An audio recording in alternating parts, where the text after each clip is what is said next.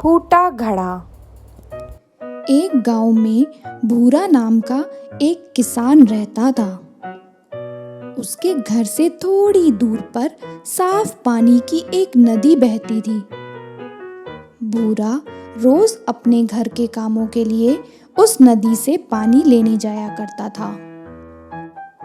इस काम के लिए वह अपने साथ 2 घड़े ले जाता था, जिन्हें वो डंडे के दोनों सिरों पर बांधकर अपने कंधे पर लटका लेता था। उन दोनों घड़ों में से एक घड़े में छोटा सा छेद था। इस वजह से रोज घर पहुंचते पहुंचते भूरा के पास 1.5 घड़ा ही पानी बच पाता था। ऐसा चलते हुए लगभग साल भर हो गया था। इधर जो घड़ा सही सलामत था, उसे इस बात का घमंड हो गया था कि उसमें किसी प्रकार की कोई कमी नहीं है, क्योंकि वो पूरा का पूरा पानी घर तक पहुंचाता है। और वो इस बात का एहसास फूटे घड़े को हमेशा करवाता रहता था। बेचारा फूटा घड़ा इस बात से शर्मिंदा रहता था कि वो आधा पानी ही घर तक पहुंचा पाता है और मेरे मालिक की मेहनत बेकार चली जाती है।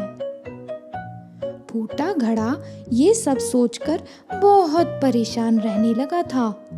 और एक दिन जब उससे रहा नहीं गया, तो उसने अपने मालिक भूरा से कहा, मैं खुद पर बहुत शर्मिंदा हूँ और मैं आपसे क्षमा मांगना चाहता हूँ।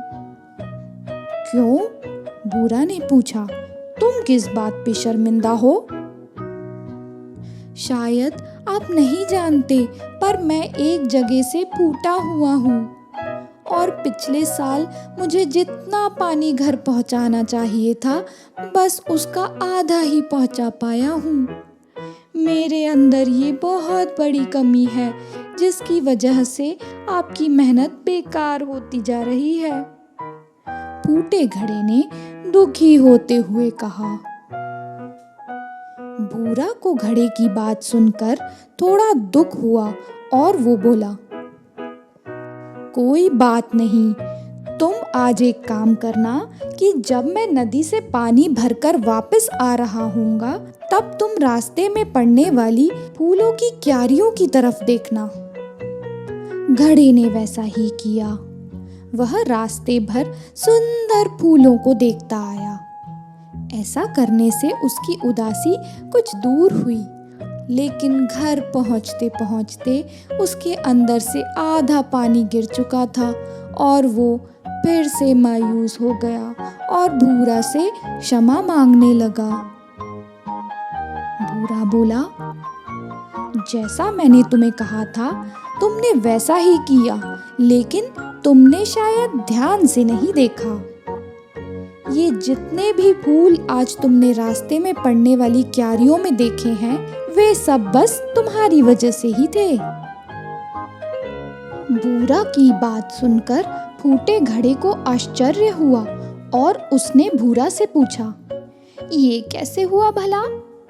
और तब भूरा ने बताया कि ऐसा इसलिए क्योंकि मैं हमेशा से तुम्हारे अंदर की कमी को जानता था और मैंने उसका लाभ उठाया है। रास्ते में जिस तरफ तुम्हारा पानी गिरता था, मैंने उसमें रंग बिरंगे फूलों के बीज बो दिए थे और तुम रोज थोड़ा थोड़ा पानी देकर उन्हें सींचते रहे। आज देखो, तुमने उस पूरे रास्ते को कितना खूबसूरत बना दिया है। अब तुम ही सोचो, अगर तुम जैसे हो वैसे नहीं होते, तो भला क्या मैं ये सब कुछ कर पाता? तो बच्चों, इस कहानी की ये सीख है कि हम सभी के अंदर कोई ना कोई कमी होती है, पर यही कमियां हमें बाकी सबसे अलग करती हैं। उस भूरा की तरह हमें भी हर किसी को वैसे ही स्वीकारना चाहिए जैसे वो हैं।